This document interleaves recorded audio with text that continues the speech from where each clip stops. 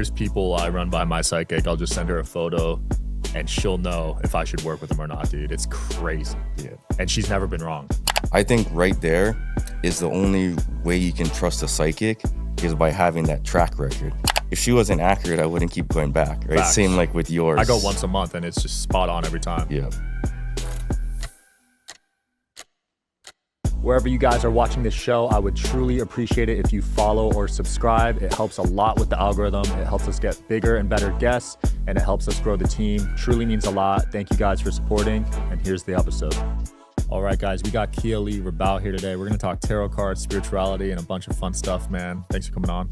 Pleasure being on the show, bro. Thank you for having me. Absolutely. You've been in Hawaii. You've been in Alaska. Where else have you been? Seattle? Been to Japan. Japan. Yep. Wow. Love Japan. Traveled there a lot with Boeing and working with the Japanese. A lot of our plane supplier parts are built in Japan. So, you know, working with different cultures, that's really interesting and learns how to be a better leader and just how to work with people that don't come from your background. The Japanese are really blocked up. They're also very spiritual. They don't really like Americans. They won't say that. But Really? For me to actually break through and get to them, I was one of the first people in about 10 years to actually change the way they build the airplanes and had a huge impact. It's been, you know, really, really key on my success as well. So you've been helping people build airplanes? Yeah. So engineering manager at Boeing and traveled there a bunch of times. So we usually take Tiger teams from Seattle, go to Japan, and we influence how we change the airplane build. So Interesting. Yeah, so we basically take a bunch of aluminum parts, carbon fiber parts, and make sure they're within spec, and then we ship them over here and assemble them in Seattle and then sell them. Wow, that's cool, man. Boeing's in the news a lot right now. Yeah. So you guys build some huge planes. Yeah. That is crazy. How did you get into that? Engineering, studied engineering, so I got a mechanical engineering Bachelor of Science and then got a Master of Engineering Management, kind of worked my way up through the chain. A lot of opportunity, just drive. Then now I'm getting more into my real estate, entrepreneurship, doing both, kind of keeping that more for opening up for my opportunity for loans. So the more money I have with the W-2, my plan is to be, you know, out in a few years. We won't share that. If we do, it's all good. But anyways, that helps me get more leverage, and then it helps me buy a house. I've been able to buy a house like every 6 months to a year. Damn. And then I convert those into rentals. So that's how I've been able to build a lot of wealth. Dude, that's impressive as a W-2 person to be able to buy a house every 6 months. Yeah. Congrats on that. Not a lot of people get to that level working a job for someone else. Yeah. And it's cool to see you go all in on the engineering, but also the spiritual side. I feel like that combination is a very rare mix because engineers are very logical, right? Yeah, I grew up with a mom who's psychic. My mom practices psychic spirituality. She's a spiritual counselor. I use psychics all the time to help me with business decisions, work decisions, all types of things. You know? Wow. And I heard you talk about that too, where a lot of the air players, they use psychic spirituality to help them, guide them. Yeah. And it's not really talked about as much, but you know how powerful it really is. And how it's like a hidden thing, I think, with the celebrities, but almost all of them, all the actors, all the A-list CEOs and stuff, they use some sort of spiritual guide. Yeah. I just started the past year and they've guided some of my major decisions in life. Yeah, once you have experience with someone who's real and accurate, you'll always go back, especially if they blow your mind and you're like, wow, you know, never used it before, never experienced that. And then especially if someone can predict the future or tell you exactly what happened in the past, right? It's pretty crazy, right? Yeah. So what was that like growing up with your mother? Was she just predicting everything for you? Well, not so much. I would experience her change people's lives in front of my eyes, or have people come into our lives with like a bunch of issues or trauma, and then help, you know, understand like what those past trauma comes from, and just really help guide them in the right path. Or, you know, for business decisions or getting married or relationships, she does a lot of job and marriage and all of that. Yeah. So it was cool to just see that right in front of my eyes, where people are like, hey, should I go work for this company? And she's like, I don't want to, it doesn't feel good. They go work for that company, you know, get fired a few months later. Or, you know, she asked them, you know, people would ask my mom, should I be in a relationship with this person? Should I get married? What do you see? You know, I see it turning out bad. They stick with them, boom, divorced. And she's like, told you so.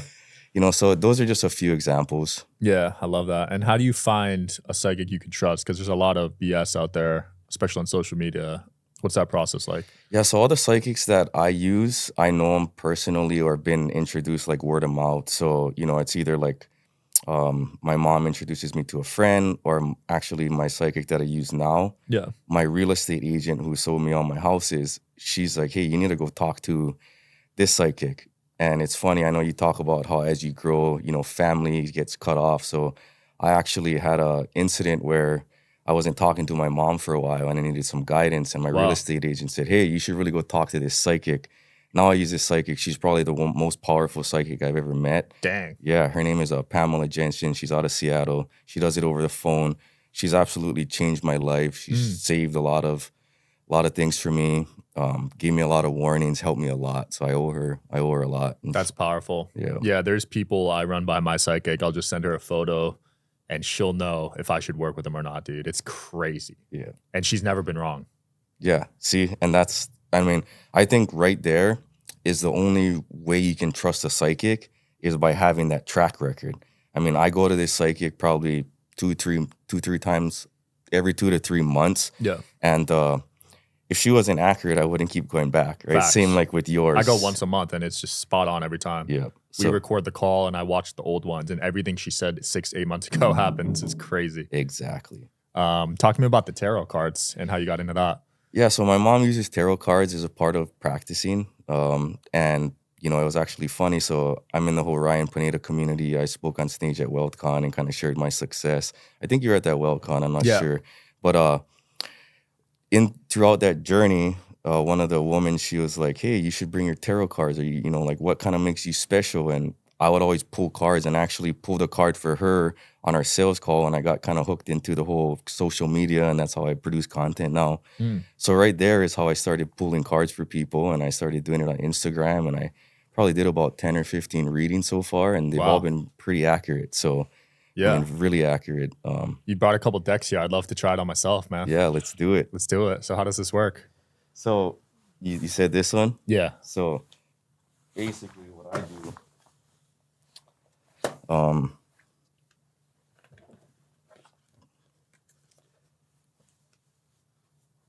you should give it a shuffle. They're cleared. I cleared them this morning. I smudge with Palo Santo. Okay. So that's how I clear, Palo Santo, the stick. Yeah.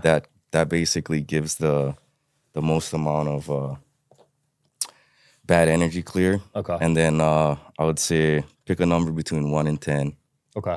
Tell you it? Yeah, tell me. 8. Okay. So what I'm going to do is I'm going to make 8 piles. And I'll pick it back up.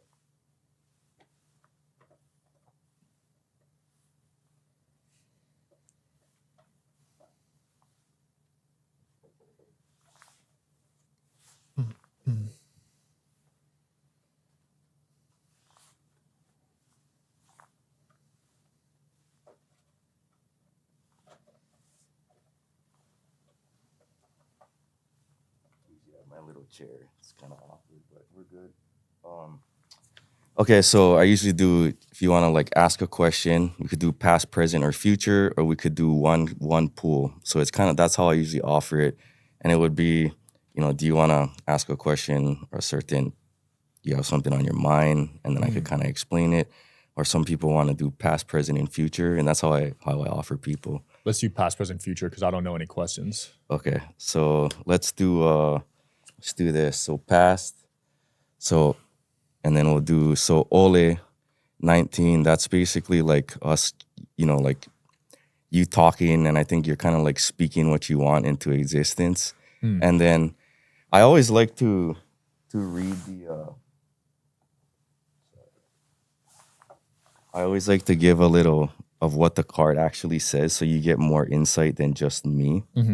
So Ole means like stories, right? This is a conch shell, so we'll do it like that.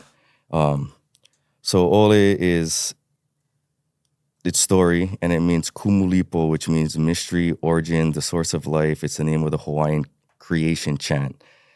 Listen within and without for the ability of words to bring the universe into being. Be vigilantly aware of the power. So what I was picking up is like, this is you speaking your future. Like, you want to have all these things, and you're basically throwing it out into the universe.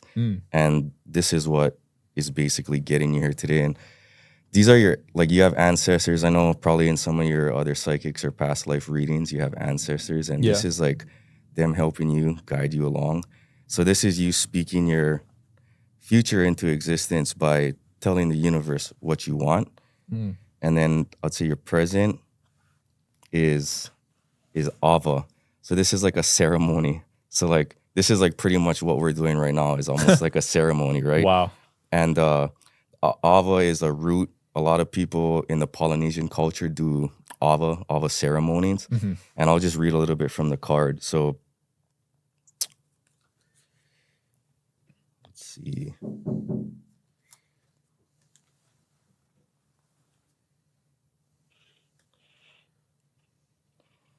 So it's an offering or a sacrifice.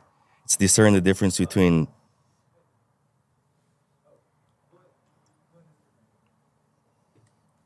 We'll cut that out. No, we're good.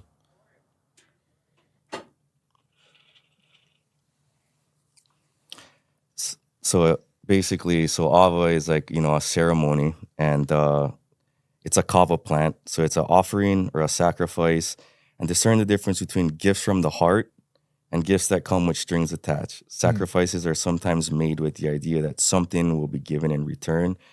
True gifts, na ho'okupu, offerings are made with gratitude and no expectations. So, I mean, you know, we're coming on the show, we're exchanging energy, but it's, I mean, obviously there's some sort of, you know, monetary whatever, but I think it goes way further than that with all the podcasting you're doing, and that's going to help create, you know, all of these existence that you put out into the universe is like with this ceremony, with this offering right now. Love that. And then future. So your future is so Ku, and so this is a duality card. What does that mean? So it means, so God of war, God of healing, and so let's see. Ku side up, conflicting views are inevitable aspect of relationships. Sharing how a conflict makes you feel and how it affects you and your self-image may be necessary. Sharing perspective without blaming others may bring up a deeper trust and intimacy. New possibilities emerge. So you're getting a lot of heat, I would say, maybe in some areas from just like podcasters or the views and people judging you and all of this stuff. But it's really a way deeper meeting. And that's just a little bit of conflict that comes with entrepreneurship and growing and healing and, you know, cutting out those people that you definitely don't really some need. Heat, so that makes sense, bro. That makes sense. And especially in the future, there'll be even more of it. So yeah. So yeah, I would say, wow, that's cool, man. Just going back, like sharing perspectives without blaming others may bring a deeper trust and intimacy, and new possibilities emerge. So yeah, I mean, it's kind of cool. Like, you know, I think I heard you say you always wanted to do a podcast. Yeah. And, you know, you wanted to create this ceremonial type where you're bringing in all these people in, and then it's basically going to create a little bit of conflict, but really bring more joy and opportunity in the future. Yeah, this is pretty spot on, I think. Thanks, man. That's really cool stuff. Right on. I love that. How often do you do this for yourself? I would say I do this for myself whenever I need guidance or have questions, or like maybe I'm contemplating a tenant or a job move or a trip or a business. If I'm doing real estate, if I'm gonna flip a house, wholesale a house, or buy another house, I'll really dive in. And like I said, I just been growing up my entire life with tarot cards. And it was funny, I actually posted on social media, tarot cards came up, and then I started giving people readings, and I would say, like, I think 10, 11 of them were just spot on. Wow. And I only did like 12 or 13. You know? So I mean, I've seen about 6 of them, and they've all been spot on. Different people too that don't even know each other. Yeah. It's pretty crazy, man. Yeah, and that's why I like to have people shuffle their cards and really dive into it and tap into it. So it's not just like me, I could come in and set the cards up and all that crap. You know what I mean? Like I smudged them, did my singing bowl, cleared them all out, and then you shuffle them. Yep. I spaced them out, and I just kind of drew it what I felt. Absolutely, like my gut. So one of my most viral guests was Grant Cardone. Yeah. You disagree with him heavily. What do you disagree with him on?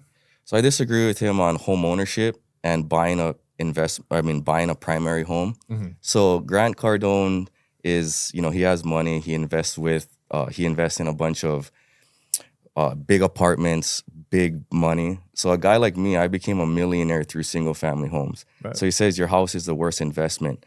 For most people, their house is the best investment. If you really look at somebody who holds a house for 25 to 30 years, that's the most amount of money that they ever have. Obviously you have to sell the house, but for me, I've bought 6 primary properties, and I've basically rent them out after moving into them. So it's a different strategy, but that's why I really disagree with that whole saying, is because most people can't buy an apartment building. Most people don't have millions of dollars, but I became a millionaire through buying the exact thing that he says is a bad investment, right? Yeah. So I basically I buy a house, put 5% down, and I rent it out, and I cash flow positive on the property. So most people, if you're an investor, you have to put 20% down on a property, which eats up your cash flow. So you figure with one investment property, I can buy 4 single family homes with the same amount of down. Of course, I have to live in it for a little while, right, but I still have money coming in from other areas. So people without millions of dollars, or multiple billions or hundreds of millions, buying single family homes as primary houses is one of the best investments that you can do. And it's because that reason. So that's why I disagree with him.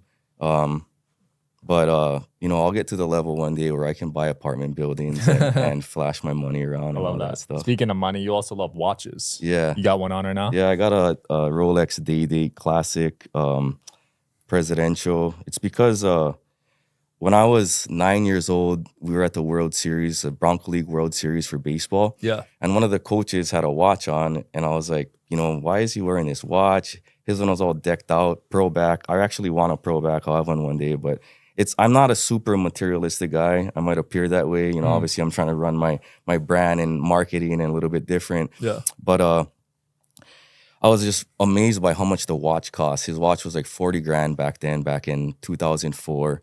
And his car only cost 26,000. So I was like, how does your car cost 26? It's brand new and your watch costs 40. And he explained to me how, Rolexes are precious metals. Like, this is 18 karat gold. You got a pearl oyster back.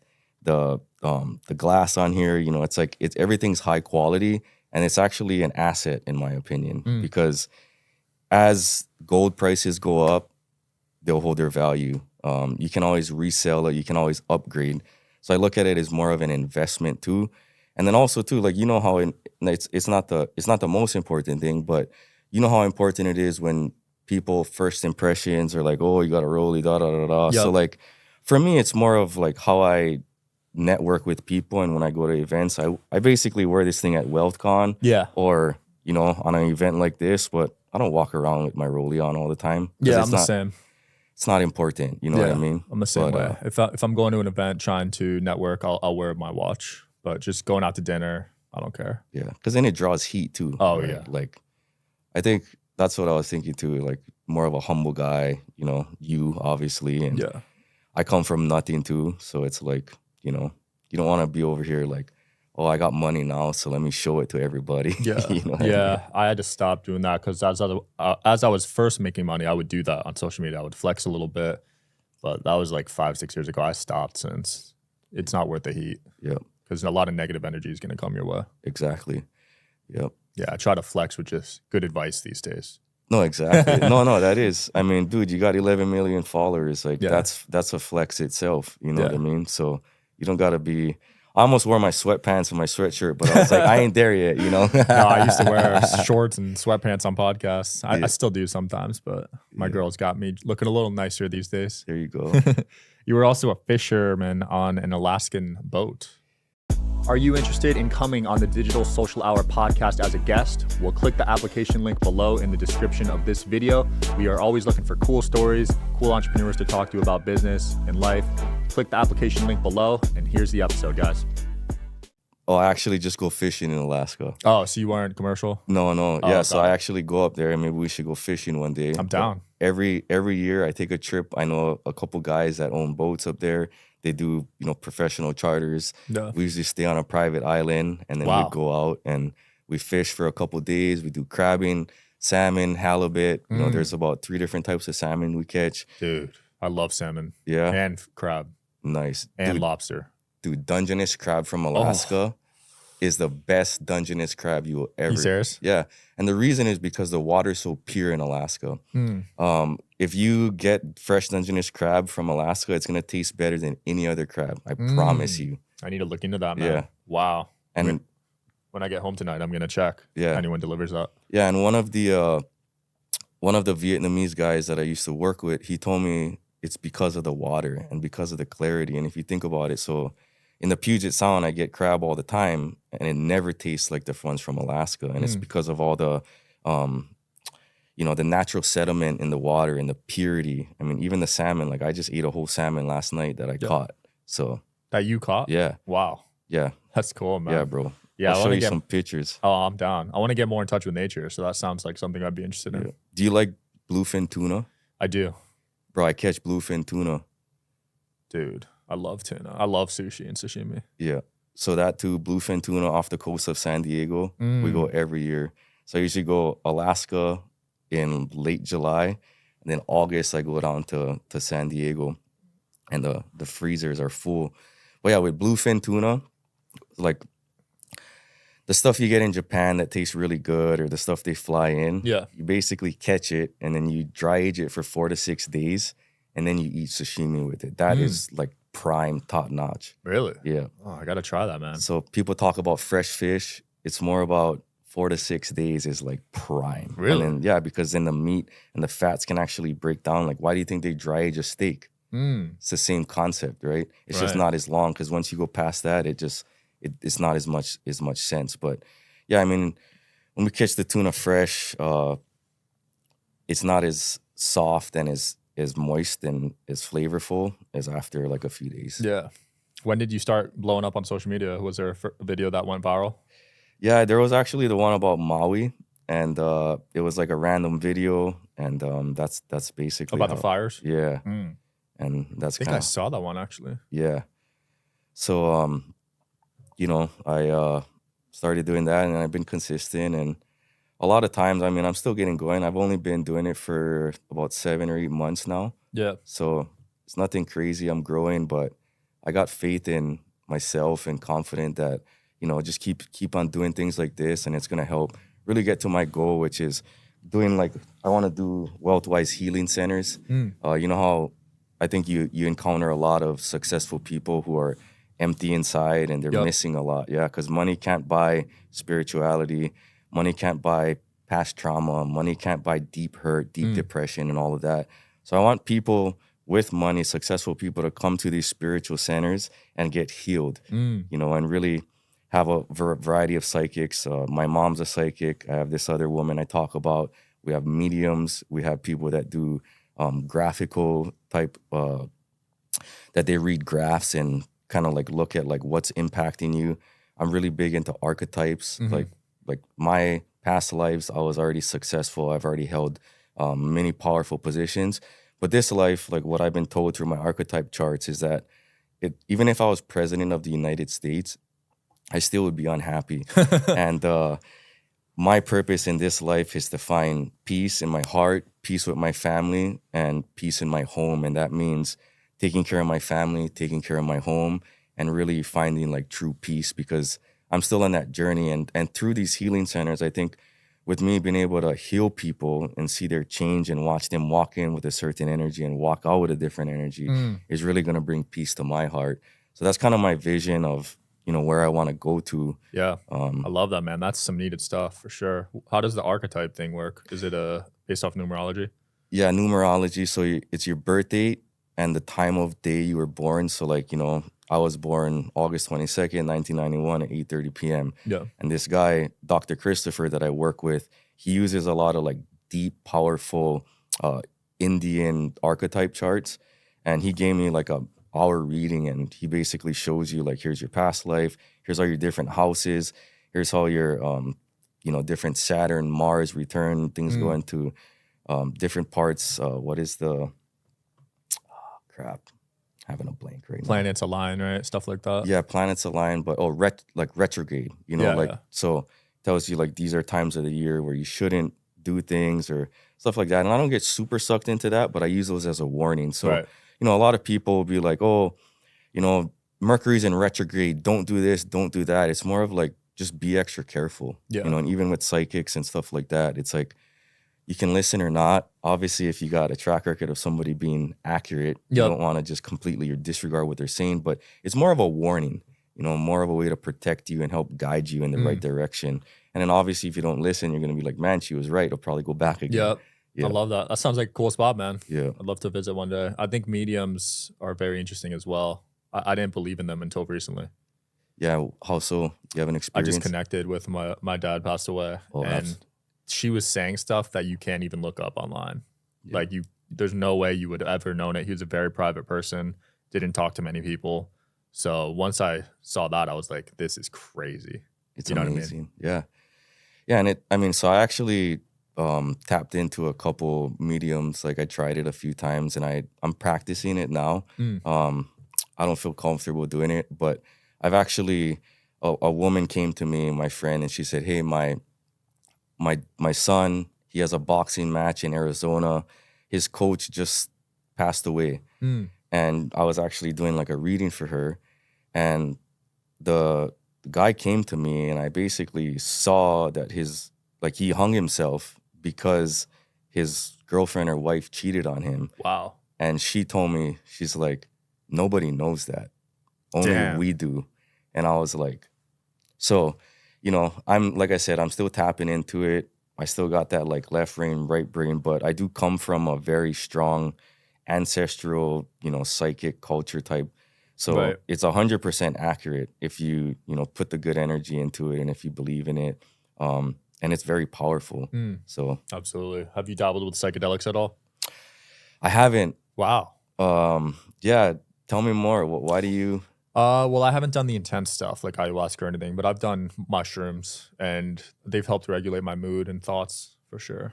Nice. Yeah, I'm a big fan of mushrooms. Why are you against psychedelics? Oh, I'm not against them at all. Oh, you're not? just haven't. I haven't experienced it. I haven't tried them. Okay. The reason I haven't tried them is I think my mom had a bad trip, and my mom has always told me don't do them. So, again, that's just always like, mama told me not to do something. And maybe experience a microdose. Yeah. And then work your way up if you feel like it's meant for you. Yeah. A lot of my friends do microdose. I'm just kind of staying away. I've been on super clean. I don't drink, don't smoke. I know you talk about health and just putting good stuff into your body. I eat all organic. Nice. That's my language, man. Yeah. I love that stuff. Yeah. I don't drink either. I used to drink heavy. Yeah, me too. Yeah. I used to drink a lot, smoke a lot. And cigarettes? No. Oh, weed? Yeah. But that was, before. Obviously, I don't do that with my job and all that. But I used to smoke a lot of weed too, man. Yeah. But I think that really impacts the way you think and the way you wake up and the thoughts that you tell yourself. And I think it really prevents you from manifesting your dreams because you might get like all high or all drunk and be like, oh, this is a great idea. And then you wake up the next day and you feel like right? Or you're like dragging so you're trying to blame everybody else because you don't feel good. And that's what I had to learn. And a psychic actually told me like, you really need to be clean. That's your key to success. And I haven't drank for over a year. I've been, clean off the weed for a long time. And it's nice. It's really powerful. I mean, I feel like the energy that I put out into the universe and what I can manifest is way more powerful than me being like, oh, I need all these substances to get that, quick buzz. And then it's like you wake up, like I said, and you're going back to blaming people for why your dreams aren't coming true or you're looking for excuses. Like real true leaders and entrepreneurs and successful people, they don't make up excuses. Absolutely. So was there any big moments in your life, like aha moments or pivotal moments that you remember? In regards to? Just business growth, personal growth, spiritual growth. Yeah, I would say, well, with the cards and with like the WealthCon. So like I went to WealthCon in July, and I've always wanted to, do social media and do Oh yeah, sorry. So I went to Welcon in July, and I wanted to do social media, and I wanted to get into flipping houses and all this other stuff. Like I've been into real estate for a while, Yeah. but as soon as I walked into, and I had a good feeling. So like I'd talk a lot about energy, gut feeling, and like this plane ride over was the same thing. I was calling in my ancestors and all of that to like help guide me and speak through me and stuff like that. But I did the same thing back in July, and it felt right. And when I got to Ryan Pineda's studio, the first thing I walked out was Carlos Reyes. Boom, took a picture with me. He reposted that. The next Nice. one was like King Keto came out. Boom, reposted that. And then I ran into Brandon Turner and all these other famous people. And that kind of brought me like, hey, this is where I'm meant to be. Why are all these things happening? Like your average person doesn't just go meet all these people as they're walking out of the studio doing podcasts. And I think that was a aha moment for me to just keep going and keep pursuing. And I've stayed consistent on social media. I've kind of kept active on commenting. Like Brandon Turner, go to Maui. Like he knows who I am. Ryan Pineda knows who I am. Carlos Reyes knows who I am. I don't have a huge following, but it's the quality that matters more to me. Yeah, and I think it's the realness too. A lot of people can smell. Oh yeah.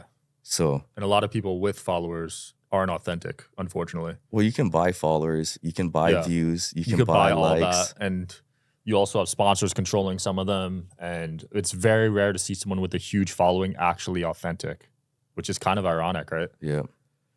No, that's true. Yeah, it's pretty wild to think about. But a lot of these celebrities, man, I see them go on podcasts and they're not actually being themselves. You could just see it. Yeah. No, it sucks to see that.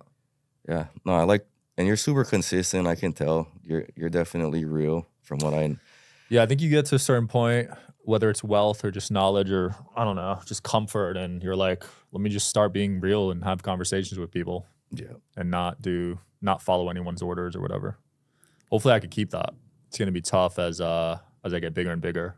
People offering things, but I think if I stay on this path, we'll be good. Yeah, I'm very aware, especially with these spiritual advisors by my side now. I feel so confident.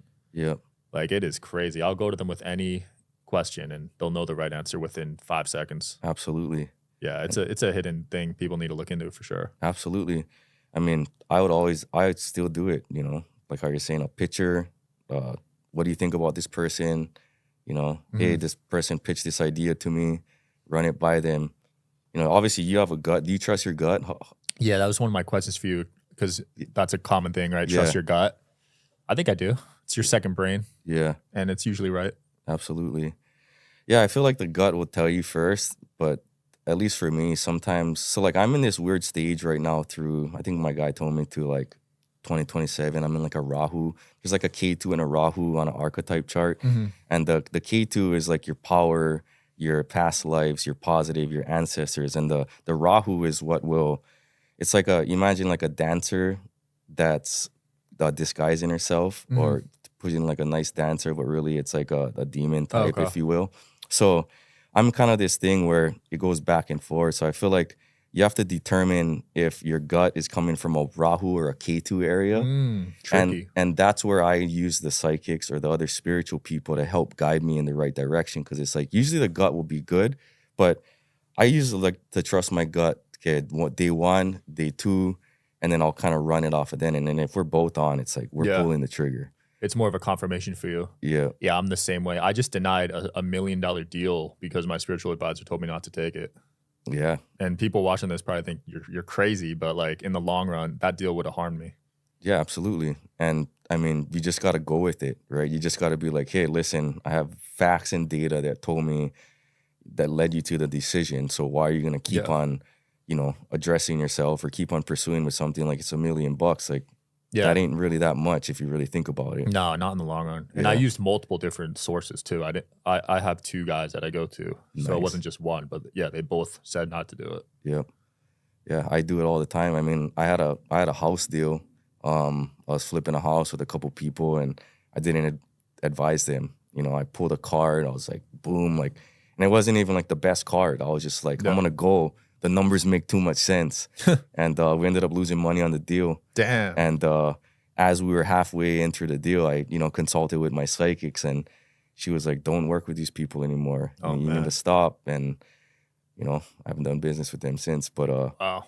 it was like, you know, all this profit, all this hope, all this thought, and then Yeah. it's like, Can't believe words these days, man. Got to believe action and results. exactly. Yeah, I used to be very gullible about stuff, but I'm very, very aware now. I think the spiritual awakening is starting to kick in When did you start getting into spirituality? through the podcast. Well, as a kid, I had it. I used to ground a lot without even knowing what grounding was, and I had to shut off my powers because my house was haunted. I just found this out like 2 weeks ago. Oh wow. So I used to like be very aware, but my house was really haunted by negative energy growing up. So I shut off my powers, and then recently I've been activating them again, Nice. but it's taken some time. How'd you find out that your house was haunted? So my psychic told me. Oh wow. Yeah, she did a scan on the house. It's some old pervert just living there, and it's super negative energy. And when I was a kid, I used to sleep with the lights on Yeah. because I felt like someone was watching me Oh yeah. at night. Yeah. So my auntie Susie, she clears out all that stuff. Oh, yeah? Yeah. So she comes with the bowls of things, and Wow. she can actually face those people. My mom can't. Mm. So my auntie Susie Q, she can actually like, dude, she's powerful. Yeah, that's Like, dope. But she can actually like walk into people's house, like tell them like, you don't belong here, get out of here. She can see all of that energy. It's crazy. That is cool, man. Yeah. Yeah, my psychic coach just told me to start going to haunted houses to work on my powers, actually. Nice. What are your powers? I have a lot, dude. She gave me like a whole email. That's amazing. Yeah, I'll send it to you, but it's crazy, dude. A lot of people have powers. Yeah. They don't even know. Yeah. You said almost everyone does. Absolutely. We all have powers. And I think that that aligns with my archetype chart that I was talking about. So, you know, I'm still trying to find out what my powers are. And one of my guys told me, if you sit in a dark room, I think it's around your birthday time, whatever your chart will tell you. But I have like a recording too I could send you. But like for me, this August, he told me to like travel out of the country, be alone, be away from all your friends, don't be on your phone, don't be on social media, don't eat fried food, you know, completely. And if you're in a dark room, you'll really find out what your true powers are. Wow. So that was pretty, you know, important for me. And I'm actually going to try that. Yeah. There's darkness retreats where you go in a cave for 3 to 5 days, pure pitch black. I've seen them on Instagram. Yeah, that's what he talked about. So Oh, I might do that this Dude, August. let me know how that goes. Yeah, That's definitely. exciting, man. It's been fun chatting with you. Anything you want to promote or close off with? Yeah, so Wealthwise Real Estate, if you guys want to give me a follow on Instagram, bring some value. And if you guys are afraid of psychic readings, tarot cards, I mean, we got the sources, so reach out to me or Sean and we could send you with some credible ones. So Absolutely. Yeah, we'll link all your stuff below. Thanks for coming on, man. thanks, bro. Yeah. Thanks for watching, guys. See you next time.